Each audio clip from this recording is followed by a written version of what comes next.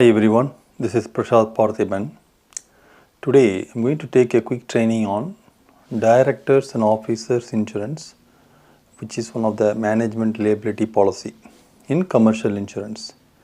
Let's see, why do you need these policies? By definition, it protects your personal assets of a corporate directors or officers and the company itself due to wrongful acts. Meaning, if you have a company, it can be a company of 10,000 people or it can be a company of 500 people. There could be officers or board of directors who takes important decisions for a company, right? When they do some kind of wrongful acts, when I say wrongful acts, it could be anything like breach of duty. They are not aligning, or their actions are not aligning towards the company goals, or negligence, right? They do something that impacts their stock market, or misinformation. They are giving some financial statements that are inaccurate. As a result, the company value goes down. So anything that they do which comes under wrongful acts, they can be sued by anybody. It can be shareholders or outside parties. When that happens, we need to make sure the company has required coverage that protects not only the company but also officers or board of directors. That's the reason why when somebody joins a company in that role, they make sure that the company has this kind of insurance policy so that they are not personally liable when it comes to any lawsuit. So this is the definition of directors and officers insurance. As I told you, this comes under the umbrella of management liability policy. Now, when it comes to coverages, there are three broad coverages. One is called as Side A coverage, Side B coverage, and Side C coverage. So Side A coverage is nothing but it protects the individual officers and board of directors. For example, say there is a lawsuit and the company that officers are working on is bankrupt, right? Bankrupt means they are out of business.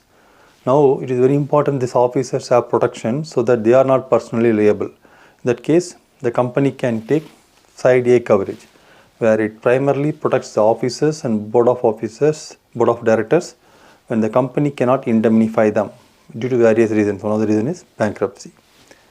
The second coverage is Side B.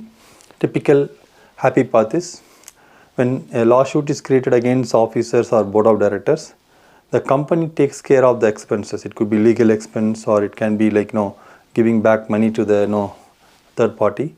Once the company pays the officers and the directors, the insurance company reimburses the company itself, right? That's Side B coverage, where it reimburses the company when it indemnifies the officers and kind of directors. The third coverage is Side C, which protects the company itself. Sometimes when a lawsuit is brought against officers and directors, they will not be directed towards officers or directors. They will be directed to the company because the officers and directors works for that particular company. In these cases, you need to have Side C coverage, which will make sure that it gives required protection to the company in terms of handling the lawsuits and paying back the money. As I told you, this is one type of management liability policy. It comes under the liability category, right? Other things, right? Either it is a claim made or occurrence made, right? Retroactive date, all those things are common.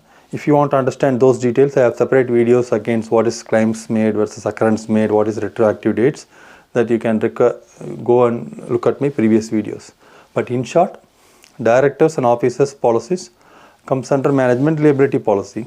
This is primarily to protect the officers and board of directors when they do some kind of wrongful acts.